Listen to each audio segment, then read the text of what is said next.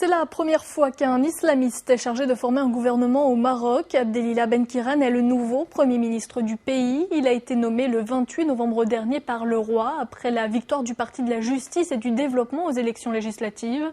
Plusieurs défis attendent le nouveau gouvernement, notamment résorber le chômage, combattre les inégalités et lutter contre la corruption. Le Maroc qui devra également composer avec une parole de plus en plus libérée, car si les journalistes de la presse écrite risquent toujours la prison pour leurs articles, ce n'est pas le cas de ceux qui travaillent sur Internet. La liberté sur la toile est quasi totale. Résultat, les journaux en ligne et les sites d'information sont de plus en plus nombreux. C'est un reportage de Léa-Lisa Westerhoff et Jean-Marie Lemaire. Bonjour. Nous voici chez Good, le dernier né du quotidien en ligne. Cette petite pièce, c'est le bureau de son directeur, ce mini-ordinateur, sa rédaction. Créé en février dernier avec 4 autres journalistes, Good.ma se veut un vrai quotidien d'information, sans tabou et sans censure. Exemple avec ce débat sur la nudité comme arme contre l'intégrisme. Par exemple, la photo de cette fille égyptienne, Alia, qui est très courageuse. On a mis cette photo parce que on ressemble avec cette fille, on défend les mêmes valeurs. Si nous étions dans un journal en papier, on ne peut pas le publier parce qu'il y a une loi qui interdit ce genre de publication.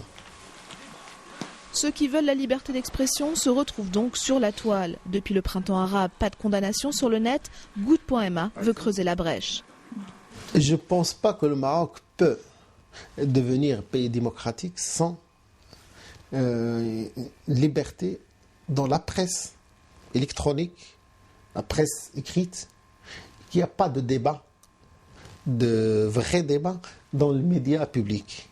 Cette information, jamais vous allez la trouver. La démocratie et l'accès à l'information pour tous, c'est aussi ce que défendent les initiateurs de ce site militant, Mamfakinch. Comme avec cette enquête sur le ministère de la Jeunesse et des Sports, l'installation d'ordinateurs avait été accordée à une entreprise proche du ministre sans appel d'offres. Sous la pression, le contrat a été annulé.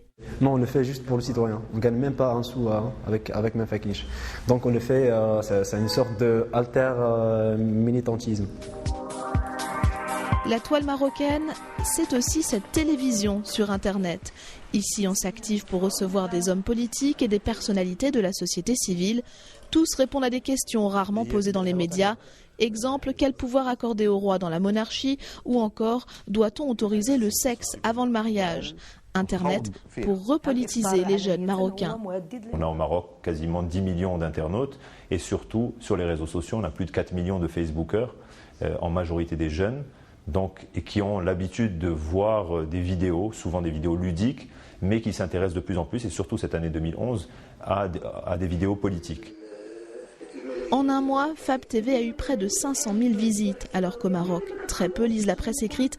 Internet est devenu le principal relais des opinions critiques, un espace de liberté pour forger la démocratie.